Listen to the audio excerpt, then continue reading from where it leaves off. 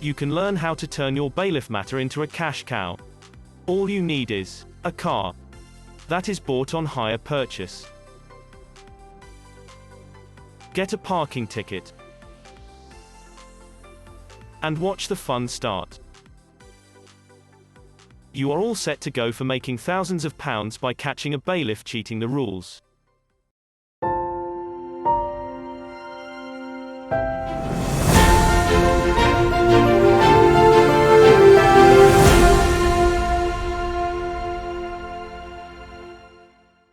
Bailiffs have been clamping hire purchase cars since 2014 when they know they can't. The landmark case in 2017 at the Central London County Court ruled against a bailiff who clamped a car that was on hire purchase and tried to argue with the judge that bailiffs can approach the finance company and settle the debt and paying the balance to the finance company. When that failed, bailiffs changed their defense and tell debtors they can clamp hire purchase cars but cannot remove them. This opens the door for the hirer of the car to apply to the court for an injunction and damages together with costs. We explain how you can turn an illegal clamping into a money trail through the court.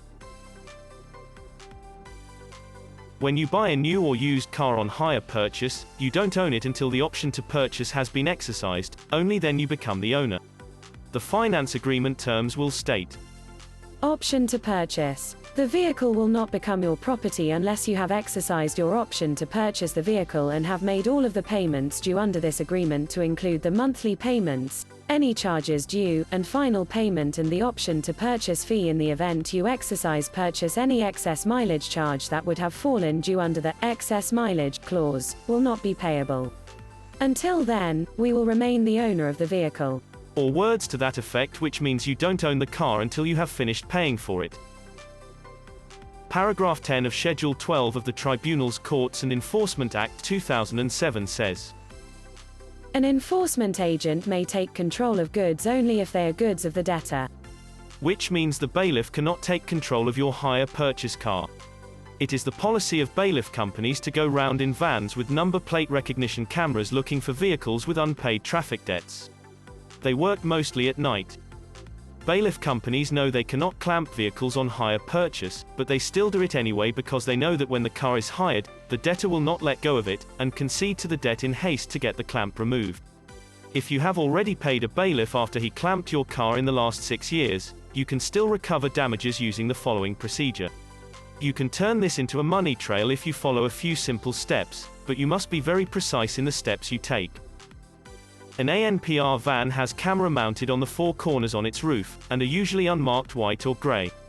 When they find a vehicle with an unpaid traffic contravention debt in their database, they will return at about 6 in the morning at the end of their shift, and clamp it, and attach a warning of immobilization to the driver's door window.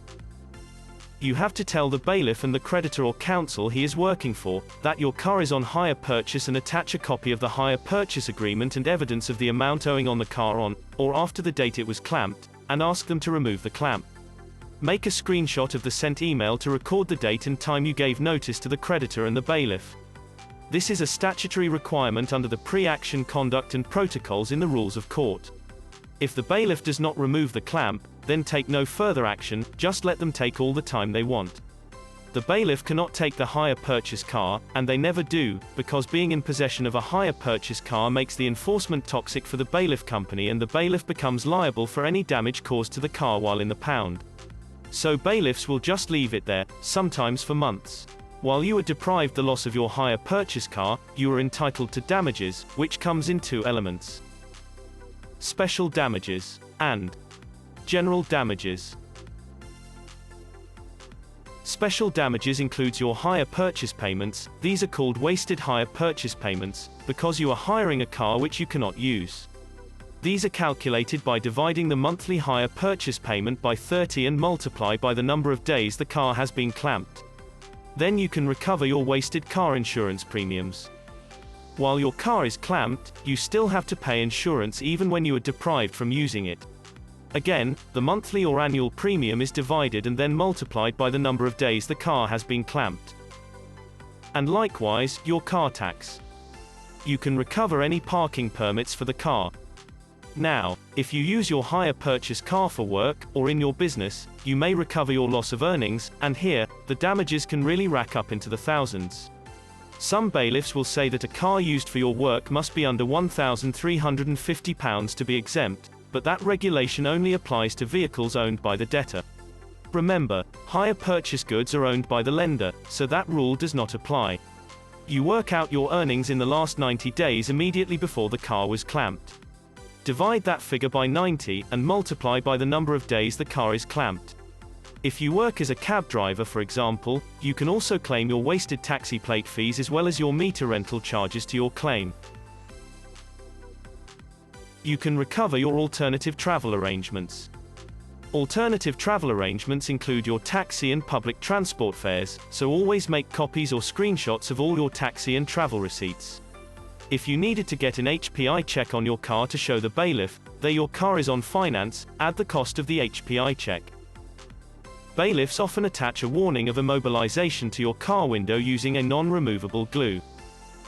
You can charge a fee of about £35 for getting a car valet in to remove the glue from your car window, but you must give the bailiff an opportunity to come and remove it first before instructing someone else to come and do it on his behalf. Now your general damages. General damages are at the discretion of the court, because it's compensation, and the judge has total discretion of the amount. But if you don't claim them, you will not be given any general damages. You can ask for £100 for the first day the car is clamped, then ask for £35 per day thereafter until the date the bailiff eventually removes the clamp. Please don't get carried away because if the judge thinks you are asking for too much, he can award you nothing. So decide your general damages very carefully. If your vehicle is a van that is necessary for your work, then you can get a hire van, and the receipts are all recoverable, and you get a lot of free mileage while your hire purchase van is clamped and out of use. You must include your hire invoices in your claim, which leaves no room for court discretion in setting the award. When you have totaled up your damages, you make a letter of claim and send it to the council and to the bailiff and give them an opportunity to pay. Always state your total damages to the date of your letter and your continuing damages per day until the car is released, or in bailiff terminology, on clamp. Now this doesn't seem to make you much money so far, but when you file your claim at court for your damages, this is when you can start racking up a big bill. Under Civil Procedure Rule 46.5, a person representing themselves in court can recover costs for their time and for their disbursements in administering their claim. Subparagraph 3.2 states, where a self-represented litigant wishes to prove that the litigant has suffered financial loss, the litigant should produce to the court any written evidence relied on to support that claim, and serve a copy of that evidence on any party against whom the litigant seeks costs at least 24 hours before the hearing at which the question may be decided. Subparagraph 3.4 states, the amount, which may be allowed to a self-represented litigant under Rule 46.5, 4b, is £19 per hour. To claim these costs you must download and complete a Form N260 Summary Costs Assessment. The documents you need to prepare in your claim. This includes making witness statement. This is a chronology of the events leading to and including the time the bailiff clamped your car, and the dates and times you exchanged communication with the council asking them to remove the wheel clamp. Supporting evidence. Your supporting evidence must include the hire purchase agreement. This shows that the car belongs to the lender until the option to exercise has been made. You should contact your hire purchase lender and ask for what is called a settlement statement. They will email it to you. It will give the amount owing on the car and the date. This shows that there is money owing on the car and you have not exercises the option to purchase it. A picture of the clamped car showing the number plate and the wheel clamp in the same picture. The picture shows the car has been clamped.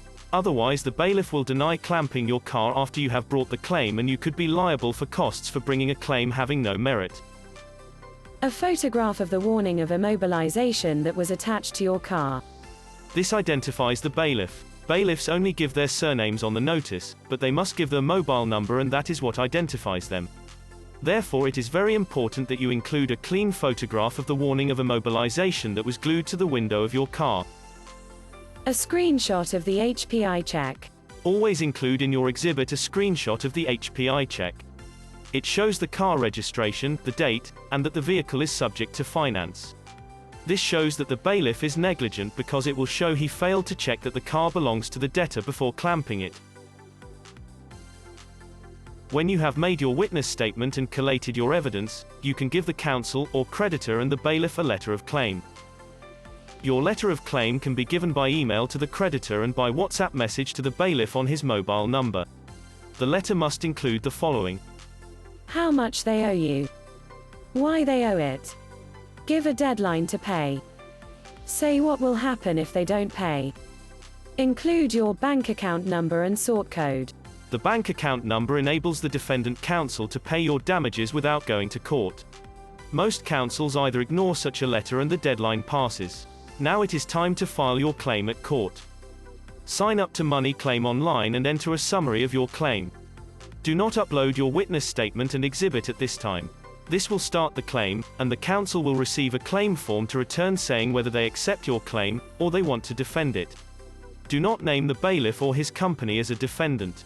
They will only frustrate your claim by sending nuisance emails and letters in the post. The counsel can deal with them after settling your claim. If the counsel does not want to settle your claim, they will enter a defense. Here is when you need to make a second witness statement and a skeleton argument. A skeleton argument is to assist the court with the legislation supporting the grounds of your claim, and the relationship between hire purchase goods and the enforcement regulations. You can get a complete claim bundle tailor-made to your claim with everything you need for a single low-cost fee from dealing with bailiffs. It includes instructions on how to manage your claim, then apply for your costs. The law on clamping hire purchase goods is well tested, and a judge in a county court cannot defeat it. Your claim amount continues to rise for as long as your car remains clamped. Now the bailiff will have to remove the clamp because he now knows that further damages are coming. Your claim bundle includes witness statement, exhibit, skeleton argument, claim summary, full step-by-step instruction on how to file the claim, your Form N260 summary costs assessment. You make your money on the costs. For a litigant in person, it would take many hours at £19 an hour to create a well-drafted witness statement, and even more to research preparing the skeleton argument, plus assembling your exhibit. For a claim like this, your costs award as a litigant in person is about £3,500, and there have been awards over £7,000. This is all on top of your damages and compensation award. That's not all. The traffic debt being enforced ends up becoming a lost cause for the bailiff. You are not off the hook for the traffic debt, but after removing the clamp from your car, it leaves him with no other options for recovering the traffic debt, apart from putting on a brave smile and asking you nicely. We all know a bailiff isn't going to show up for a long while, and even then, the enforcement power becomes a nullity after 12 months from the date of issue on the notice of enforcement. The bailiff will have to take his commission on the chin. He was caught cheating by clamping a hire purchase car, he took a gamble, and he lost. You can get a professionally prepared court bundle tailored to your case for a single low-cost fee from dealing with bailiffs. That leaves you with little else to do to make your claim other than to file it online and apply for the claim to be listed for a hearing. It's as simple as that.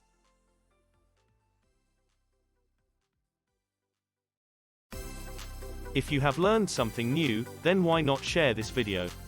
Dealingwithbailiffs.co.uk is a website offering lots of free advice for dealing with bailiff enforcement. We also offer a helpline where we show you with inside knowledge on how to stop bailiffs, and recover damages for enforcement impropriety.